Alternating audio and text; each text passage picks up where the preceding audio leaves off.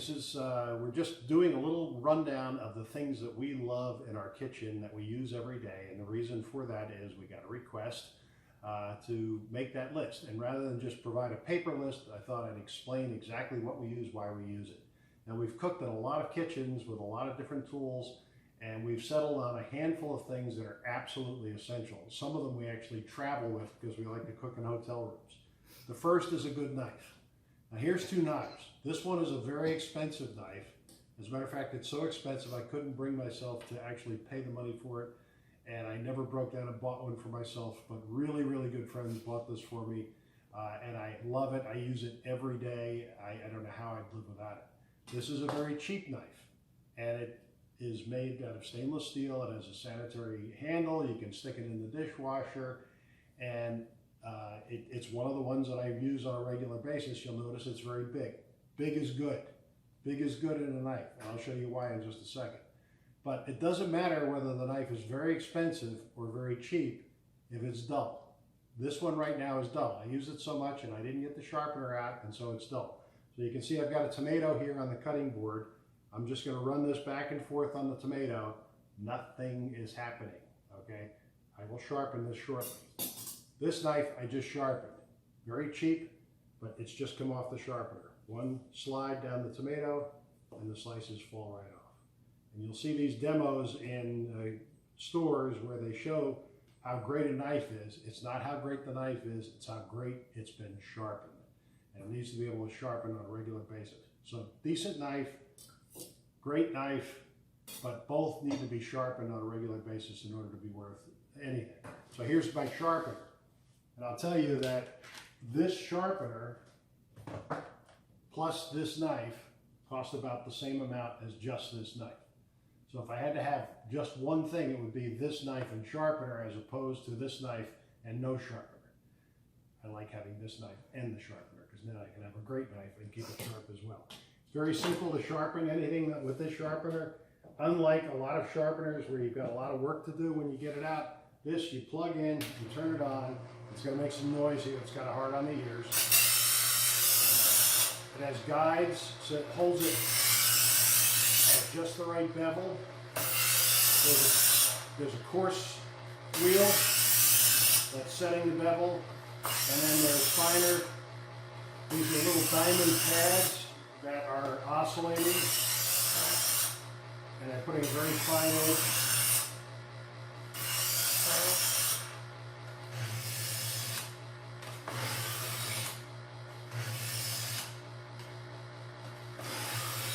And after just a few passes on the sharpener, now we're back to the blade that I know and love, where it just one little swipe with it and it cuts. Now you'll notice I'm cutting on a cutting board. If you want to destroy your countertops and destroy your knives, all you have to do is use a knife on a stone countertop. We're on a glass cutting board. Plastic is excellent for a variety of reasons. It's a lot softer than steel, so the steel will put marks in the plastic instead of the plastic damaging the edge on the steel. You'll notice that it is a flexible cutting board. There's a reason for that. I use these all the time. They're light, they're easy to clean. I can put one right here. I can take out some lettuce, chop it real quick, get my trusty salad spinner, and it works like a funnel. Looks like we're having salad for lunch. We are definitely having salad for lunch. So it works as a funnel as well as a cutting board. I can also chop up one thing on this board, something else on this board, and just move it out of the way. And I can have as many boards going as I want all at the same time. Salad spinner is number 3, I guess, if you're counting knife, sharpener, cutting board is number 3. Salad spinner is number 4. We use this every day, wouldn't be without it. We actually have 2 sizes. When I go out to the herb garden to harvest herbs or to pick tomatoes in our tomato garden, they go in the little one. When I want to strain out our sprouts that we grow in the kitchen here, I use the little one. For bigger things, I use the big one. They're both wonderful. What I'll be able to do now is just add some water to the salad spinner. That will crisp up that lettuce. It can soak in the water for a while. all the lettuce gets nice and crispy, and then when I spin it down, all the water comes out, so you're not diluting the salad dressing when you're doing the salad dressing. Okay, when we're talking about knives, there are a couple of other knives that you'll want to have. This one I did by myself. It's the baby brother of the really beautiful knife, the Global knife that we got as a gift. This is just a little paring knife. So you need a chef's knife of some kind. This is a Santoku, a Japanese style chef's knife. This is a big chef's knife.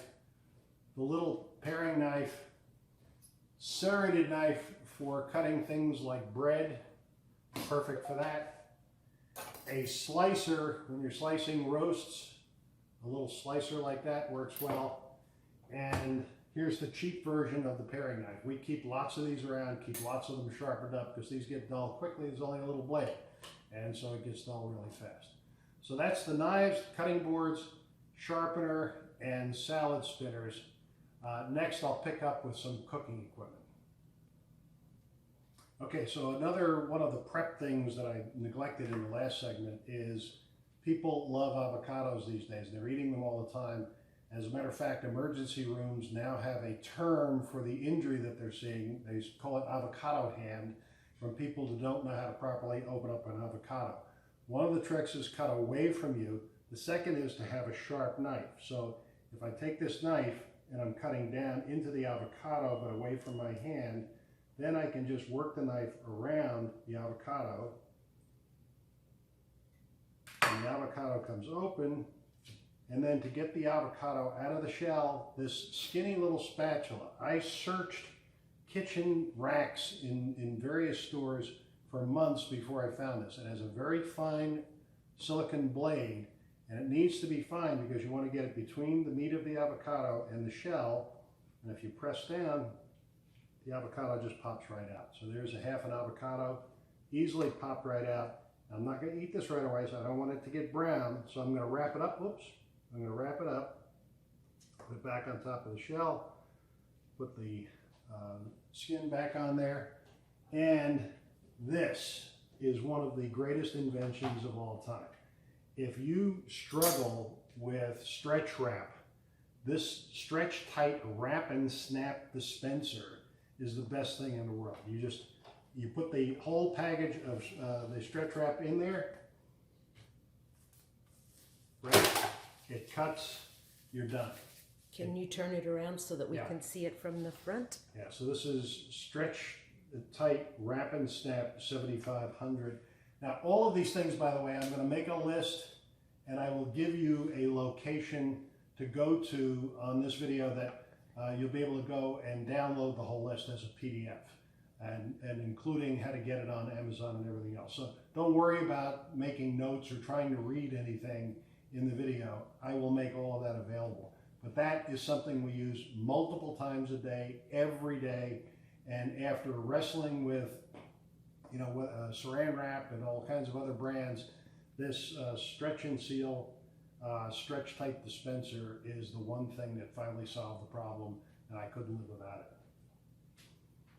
it.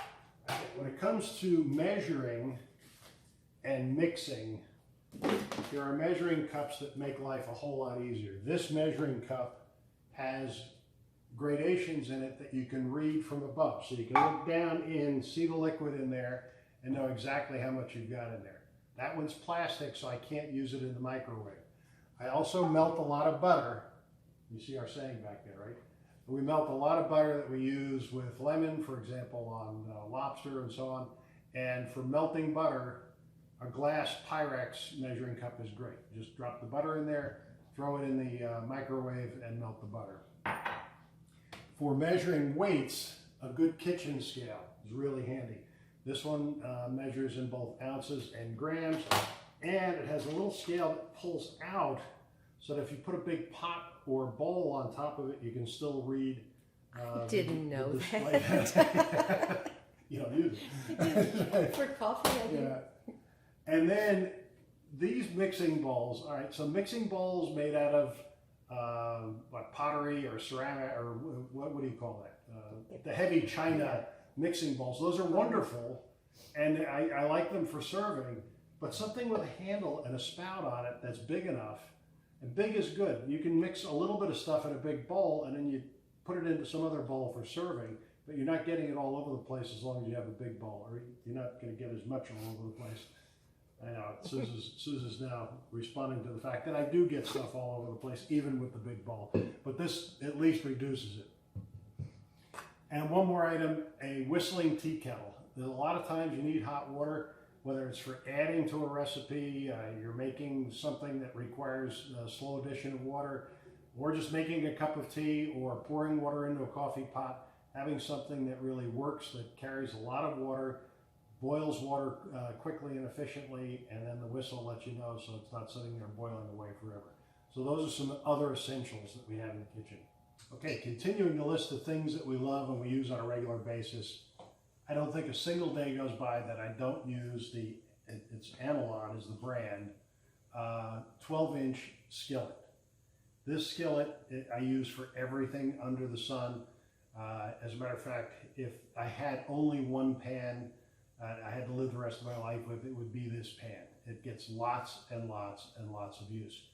It is made by Analon. It's 3 layers thick. The 3 layers result in a very tough exterior, very good heat distribution in the middle, and then a surface that can be made non-stick on the inside. And it's heavy, so getting a pan full of food and flipping it takes a little arm strength, but it is absolutely worth having a pan that distributes the heat evenly, has a great non-stick surface. They guarantee the non-stick surface. I have had one Analon pan fail. I called up their warranty department. They sent me a brand new pan. Just had me take a picture of where it failed, and they just sent a brand new one, no additional questions asked. So I do love Analon. There are a number of other brands out there. As long as it's heavy, triple layer with copper in the middle, aluminum and stainless steel, that combination produces just an incredible pan. Now, some people don't like to have a non-stick surface. I don't know why. I suppose there are some health concerns. This is supposed to be PFTE free, which should eliminate those health concerns, but you might want pure stainless steel, in which case you're going to be in for some scrubbing. I personally don't want to deal with that. The next thing is a good sheet pan. A sheet pan that doesn't bend when you put it in the oven. If you put food on something and you stick it in the oven and the heat hits it and it warps, the problem there is that, for example, cooking bacon in this, if it stays flat, the bacon grease all stays on another one of my favorite kitchen tools. This is non-stick Reynolds wrap. What I do with the sheet pan, so as to not have a big cleaning chore at the end, I take a sheet of the non-stick Reynolds wrap. So you've got aluminum foil.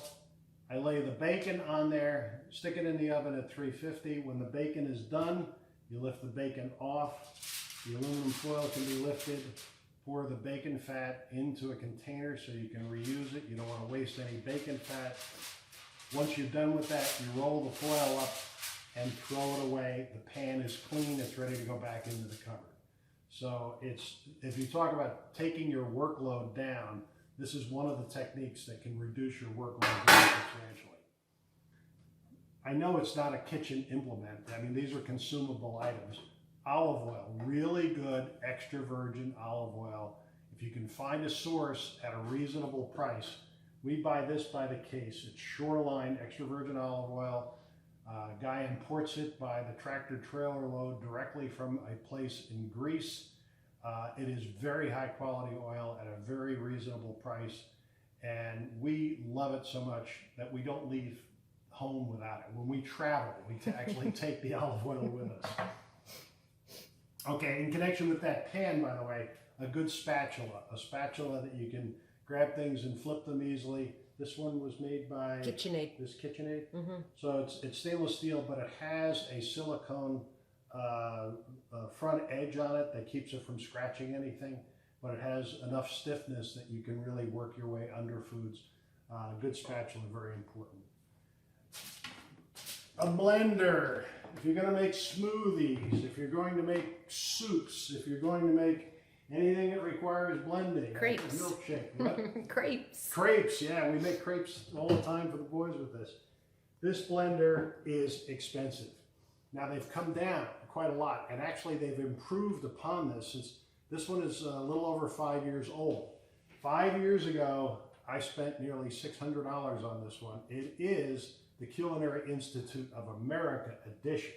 So it is the high-end edition. Really, you can go to Costco today and buy the newest model for about $300. They have new models coming out that are Bluetooth enabled, and you can have recipes on your phone, and it will adjust the speeds up and down to match the recipes, and it'll adjust the weights and the measures and everything for you. But we use it just as a blender. I got to tell you, this is another company that's really, really good. A few months back, this blender container started leaking at the bottom, and I looked online and I was dismayed to find that a replacement blender container was going to cost me about $125. And Sue said, well, isn't that thing warranted like forever? So I checked and found out that we had bought it just slightly less than 5 years ago, and that it was a 5-year warranty. I called up Vitamix, I told them what was going on, they sent me a brand new container. So this ought to be good for another 5 years. So we'll get 10 years out of our $600 blender, so it's $60 a year. I was burning through a blender about every 6 months, and paying $100 and some for each one that I burned up, and none of them had the kind of warranty, and certainly none of them had the performance that a Vitamix has. So highly encourage the Vitamix. Okay, there's a couple of things that we use, and we don't want to make a specific recommendation on. One is a good coffee maker. Having a coffee pot that really works for your lifestyle. And what we've discovered is different friends have different lifestyles, and those lifestyles require different coffee pots.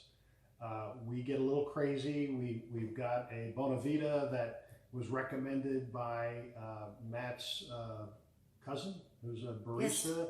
And a real coffee expert. He said Bonavita is the way to go. It does make excellent regular coffee.